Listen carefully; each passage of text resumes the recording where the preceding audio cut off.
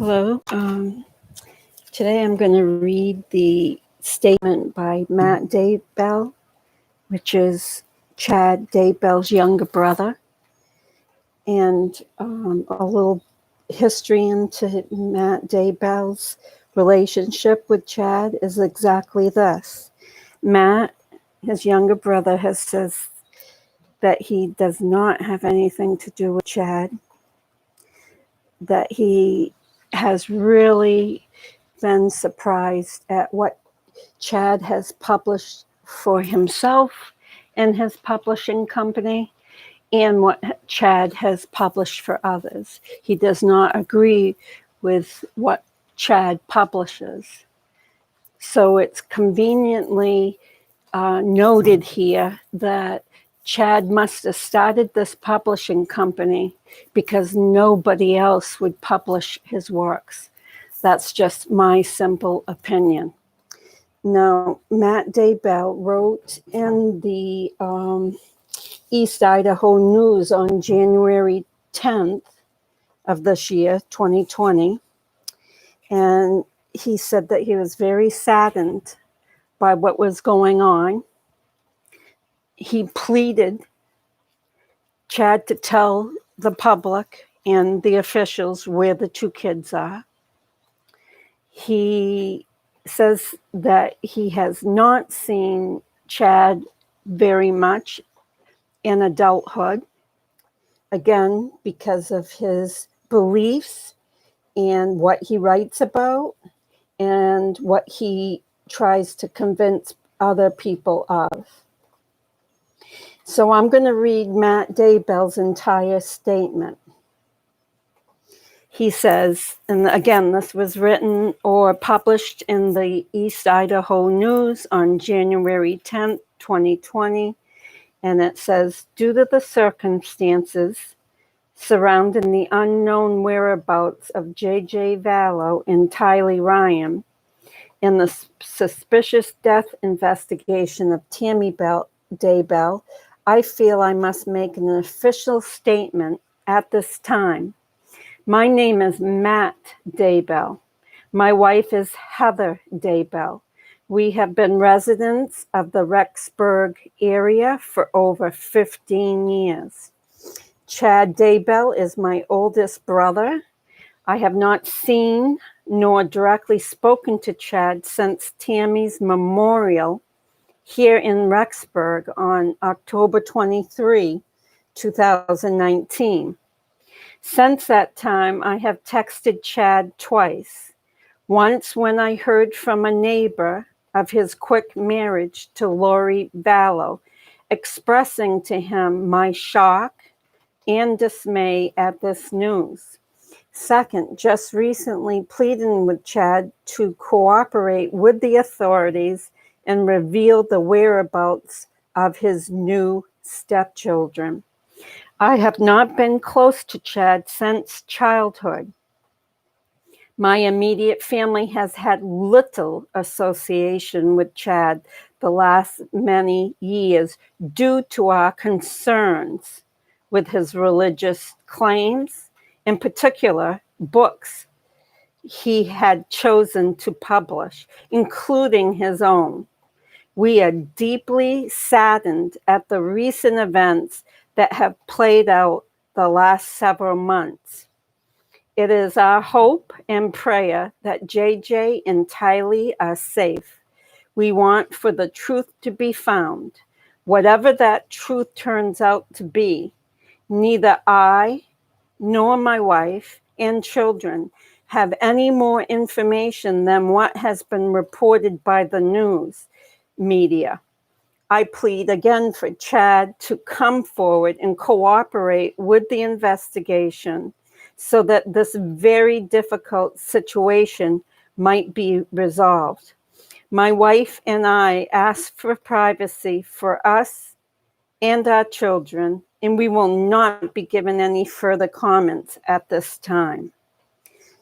Now, this isn't surprising, in my opinion, that none of Chad's family wants anything to do with him, other than, as we have seen in the past few months, it seems like his 5 children might totally support him.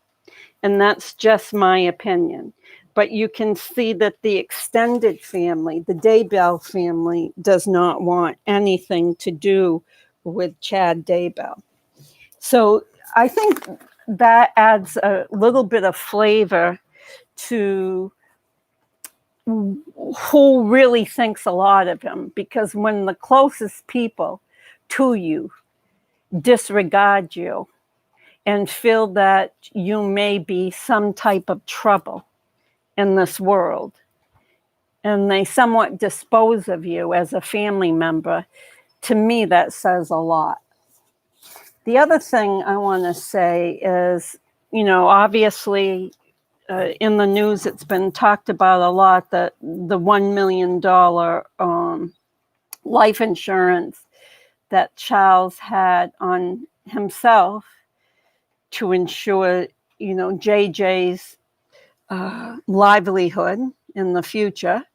That $1 million must have represented a lot to Chad, because if you remember the home that Chad lived in Rexburg, I really don't know the cost of it. I did not research and find out the cost, but it looks like a very extremely modest home.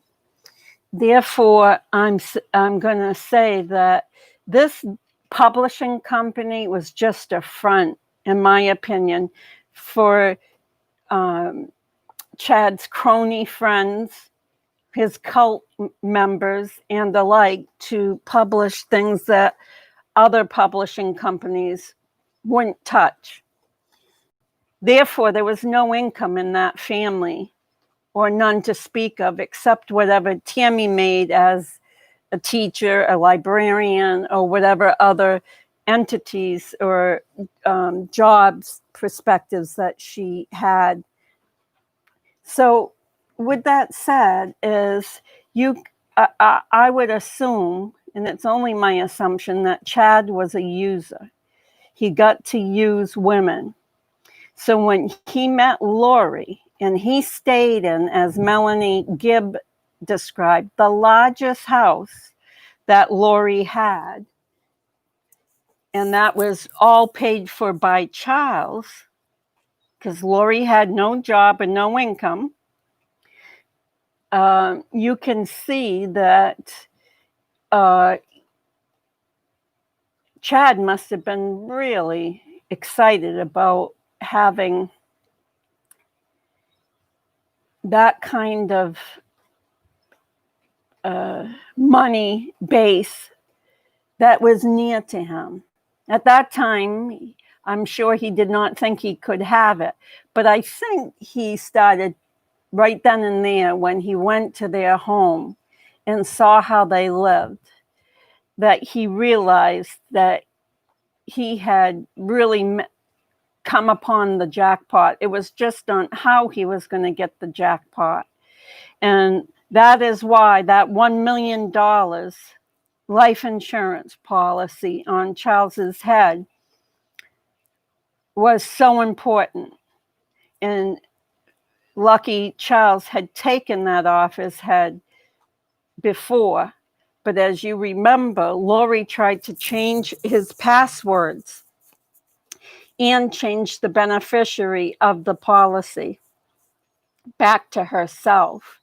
And Charles was trying to work with the life insurance policy to make his account secure, that nobody except Charles could change any part of it. And with that last email that he wrote, he certainly disclosed that the only person he wanted to receive the monies was Kay Woodcock, his sister. So you can see how a man that has been living off his wife for years and having no true income, living in a dotty little home must have been spellbound when he met Lori Vallow. Not only spellbound by her fairly decent looks, but also her fairly decent access to money and her fairly decent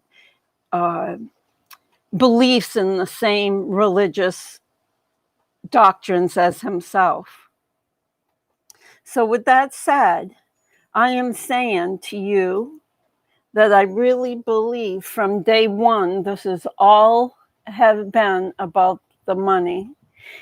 Tammy wasn't useful anymore because she couldn't make the kind of money that Lori had access to.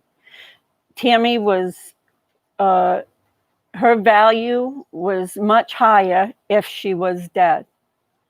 So when you add up, they tried to get 1 million from Charles, 1 million from Brandon, that I am sure they would have split when they shot at him to kill him. And then the 430 that they did receive. That's $2 million that they didn't get, but 430 that they did get. That's not a bad raking in when you think of it as how much money can I make off a particular system. That was a good, handsome amount of money for Chad to rake in from the death of his wife. So with that said, I want to say that it was the same for Lori. When by the time I think she was 31 years old, she had been married 4 times. Her last one was, of course, Charles. Now you tell me that any of those homes from Joe Ryan up to Chad, that she is a hairdresser, a fitness instructor, and or a beauty contestant could ever take care of financially. No, she couldn't. So I'm asking you, what woman in her right mind, and I'm saying in her right mind, would get involved with financial transactions that if anything ever happened to the man, she could not take care of financially herself? Lori was putting herself in very high fiscal situations that could lead to disaster financially for her. But that didn't seem to bother her. Most people it would.